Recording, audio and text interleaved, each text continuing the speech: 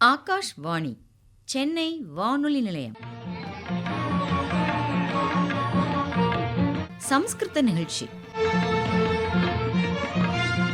இன்றைய சம்ஸ்கிருத நிகழ்ச்சியில் தர்மசாஸ்திரேஷு ஸ்திரீணாம் சம்பத்தி விஷய அதிகாரக உரை வழங்குபவர் சம்ஸ்கிருத ஆராய்ச்சியாளர் புவனேஸ்வரி கல்யாணராமன் அவர்கள்.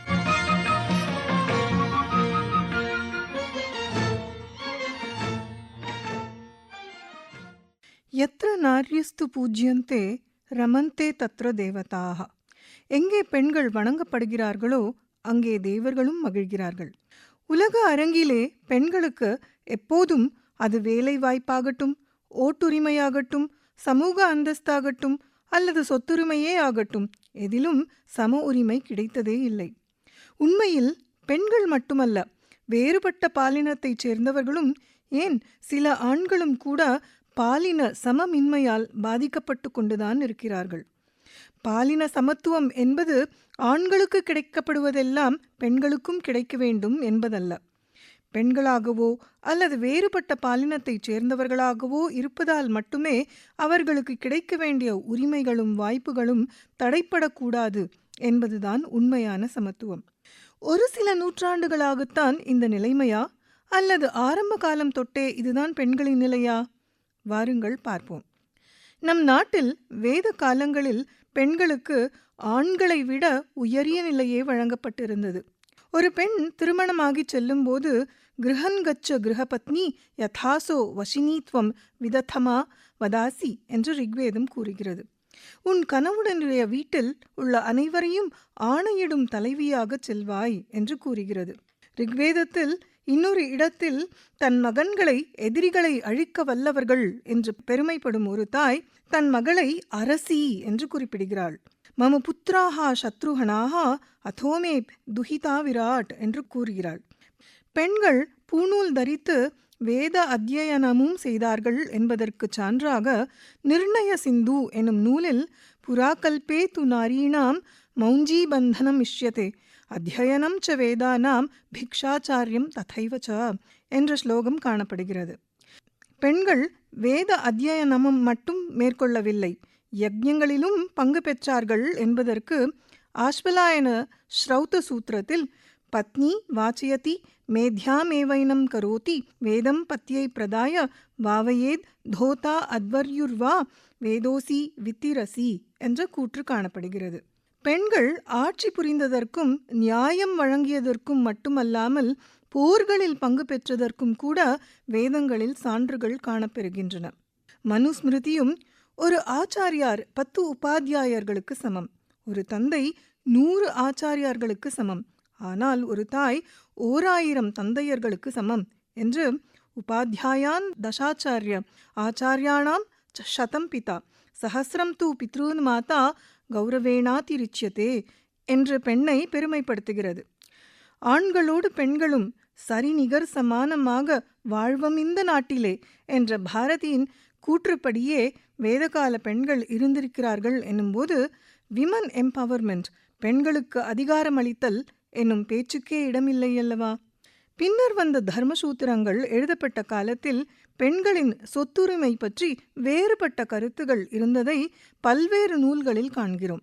யாக்ஞவல்கிய ஸ்மிருதியின் மீது விஞ்ஞானேஸ்வரர் எழுதிய மிதாக்ஷர என்னும் உரைநூலில் ஒரு ஆண் தான் பிறந்த உடனேயே கூட்டு குடும்ப சொத்தின் பங்குதாரர் ஆகிவிடுகிறான். ஒரு பங்குதாரர் இறந்துவிட்டால் அவருடைய பங்கு அவருடைய வாரிசுகளுக்கு செல்லாது. அது மற்ற பங்குதாரர்களிடையே, அதாவது அவருடைய மகன் உட்பட எல்லோருக்கும் பகிர்ந்து அளிக்கப்படுகிறது. பெண்களுக்கு குடும்ப சொத்தில் உரிமையே இல்லை என்பது தெரிய வருகிறது. மிதாக்ஷர சட்டம்தான் பாரதத்தில் பல இடங்களிலும் வழக்கத்தில் இருந்தது என்று கூறலாம். இந்து சட்டத்தின் மற்றொரு வகைதான் தாயாபாகம் என்ற முறை.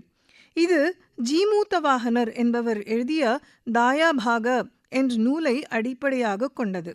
இதில் சொத்து மொத்த கூட்டு குடும்பத்தின் சொத்து இல்லை, தனிநபர் சொத்தாகத்தான் இருந்தது. அவர் இறக்கும்போதுதான் அது அவருடைய வாரிசுகளிடையே பகிர்ந்து அளிக்கப்பட்டது. பெண்களும் வாரிசுகளாக கருதப்பட்டு அவர்களும் சம உரிமையாளர்களாக இருந்தார்கள். ஆண்கள் பிறக்கும்போதே பங்குதாரர்களாக கருதப்படவில்லை. தந்தையின் மறைவிற்கு பிறகுதான் அவர்களுடைய பங்கு அவர்களுக்கு கிடைக்கும்.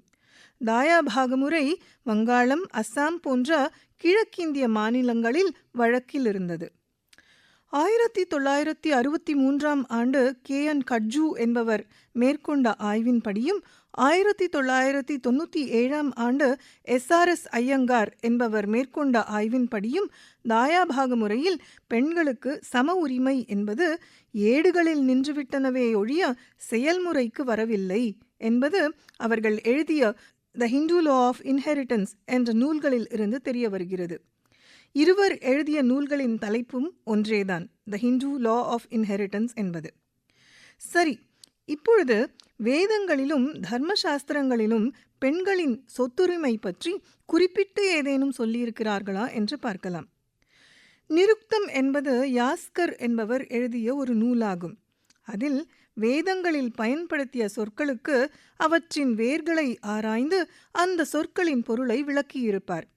அதில் வழித்தோன்றல், வாரிசு என்று பொருள்படும் அபத்யா என்ற சொல்லுக்கு விளக்கம் அளிக்கையில் ரிக்வேதத்திலிருந்தும் அதர்வ வேதத்திலிருந்தும் மேற்கோள்கள் காட்டியிருப்பார்.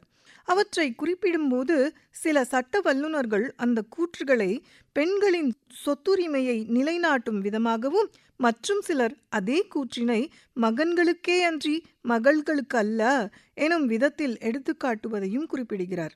அபத்யம் கஸ்மாத் அபதனம் பவதி ந அனேன பததி இதி. நரகத்தில் வீழாமல் தடுப்பவரையே அபத்யா என்று கூறுகிறார்.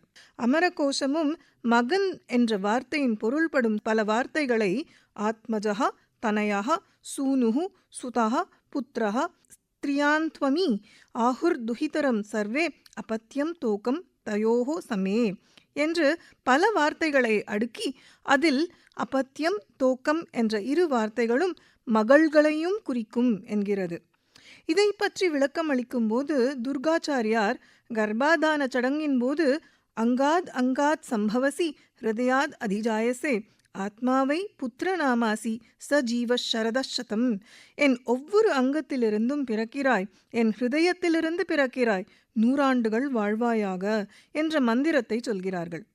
பிறப்பின் வழிமுறைகள் மகனுக்கும் மகளுக்கும் ஒன்றாகவே இருப்பதால் அவர்கள் இருவரும் சமம்தான் என்று கூறுகிறார்.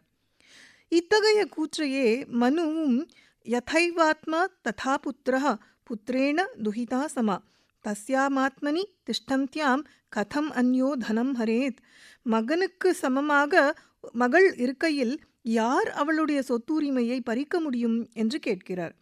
யாஸ்கரும் அவிசேஷேண மிதுனாக புத்ரா தாயாதா இதி என்று மகனுக்கும் மகளுக்கும் வேற்றுமையின்றி சொத்துரிமை உண்டு என்று கூறுகிறார். ஒரே குலத்தைச் சேர்ந்த பெண்ணை சட்டப்படி மணந்து அந்த மனைவியின் மகனை ஔரச புத்திரன் என்று கூறுகின்றனர். சொத்துகளுக்கு ஔரச புத்திரர்களுக்கே முதலுரிமை கொடுக்கப்படுகிறது. ஔரச புத்திரர்கள் இல்லாத பட்சத்தில் மற்ற 11 வகை மகன்களுக்கு வாரிசுரிமை கொடுக்கப்படுகிறது. தத்தக மீமாம்சை எனும் நூல் ஔரச புத்திரிகளுக்கும் மாற்று மகள்களை விவரிக்கிறது. இதிலிருந்து மகன்களுக்கும் மகள்களுக்கும் வேற்றுமை காட்டப்படவில்லை என்பது தெரிகிறதல்லவா? மாற்று மகன்களில் பல பேர்களால் முதன்மையாக கருதப்படுவது புத்ரிகா புத்திர என்பவர்தான். மகன்கள் இல்லாத ஒருவர் தன்னுடைய மகள்களில் ஒருவரை மகனாக தேர்ந்தெடுத்து மகன் செய்ய வேண்டிய கடமைகளை அவர் மூலம் நிறைவேற்றிக் கொள்கிறார். சிலர் புத்ரிகா புத்திர என்ற பதத்தினை புத்ரிகா ஏவ புத்திரஹ புத்ரிகா புத்திரஹ என்று கர்மதாரய சமாசமாக கருதி தேர்ந்தெடுக்கப்பட்ட மகள்தான் மகன் என்று அவளுக்கே வாரிசுரிமை என்று கூறுகின்றனர். மற்றும் சிலரோ அதை புத்ரிகாயாக புத்திரஹா என்று தத்புருஷ சமாசமாக கருதி தேர்ந்தெடுக்கப்பட்ட மகளுக்கு பிறக்கும் மகன்களே வாரிசுதாரர்கள் என்று பொருள் கொள்கின்றனர். இறந்த கணவரின் மனைவி உயிரோடு இருக்கையில் மகள்களுக்கு சொத்துரிமை கொடுக்கப்படவில்லை.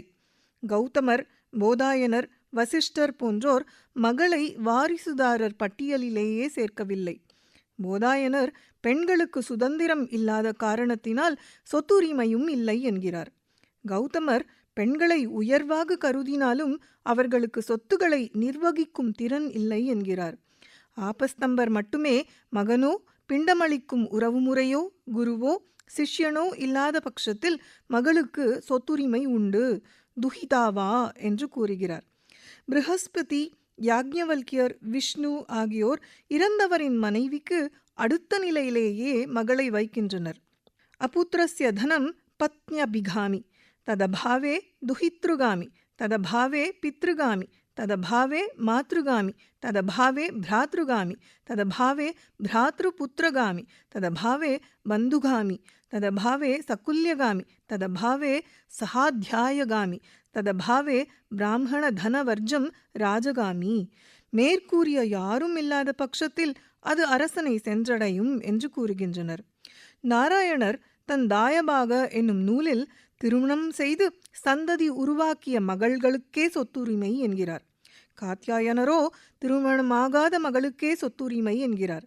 யாஸ்கரும் புத்ரிகா மகளை பற்றி மட்டுமே குறிப்பிடுகிறாரே தவிர மற்ற மகள்களை பற்றி ஒன்றும் கூறவில்லை. ப்ரஹஸ்பதி, யாக்ஞவல்கியர், விஷ்ணு போன்றோர் இறந்தவரின் மனைவிக்கே முன்னுரிமை அளிக்கின்றனர். ப்ரஹஸ்பதி ஷரீரார்த்தம் ஸ்மிருத பார்யா புண்ணியா புண்ணிய பலே சமா என்று மனைவியை கணவரின் அர்த்தாங்கினியாக கருதி அவளுக்கே முன்னுரிமை அளிக்கிறார். வியாசர் 2000 பணத்துக்கு உட்பட்டால் மட்டுமே மனைவி வைத்து கொள்ளலாம், அதற்கு மேற்பட்டால் மற்ற வாரிசுகளுடன் பகிர்ந்து கொள்ள வேண்டும் என்கிறார். விருத்தமனு கணவருக்கு மாதாந்திர வருடாந்திர பிண்டங்கள் தவறாமல் கொடுத்தால் மட்டுமே மனைவிக்கு உரிமை உண்டு என்கிறார்.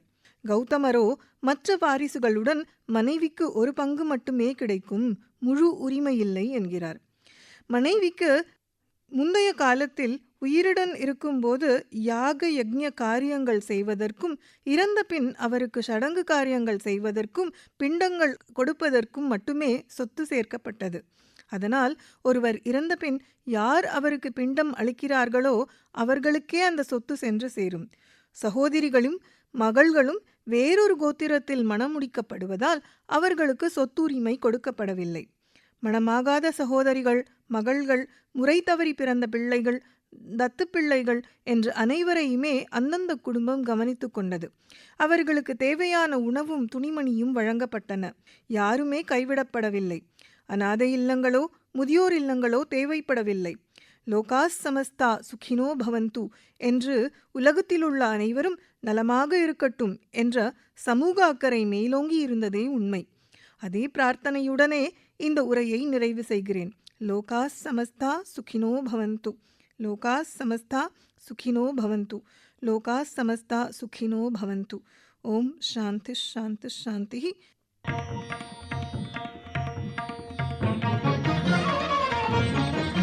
இன்றைய சம்ஸ்கிருத நிகழ்ச்சியில் நேயர்கள் இதுவரை கேட்டது தர்மசாஸ்திரேஷு ஸ்திரீனாம் சம்பத்தி விஷய அதிகாரக. உரை வழங்கியவர் சம்ஸ்கிருத ஆராய்ச்சியாளர் புவனேஸ்வரி கல்யாணராமன் அவர்கள். இத்துடன் இன்றைய சம்ஸ்கிருத நிகழ்ச்சி நிறைவு பெறுகிறது.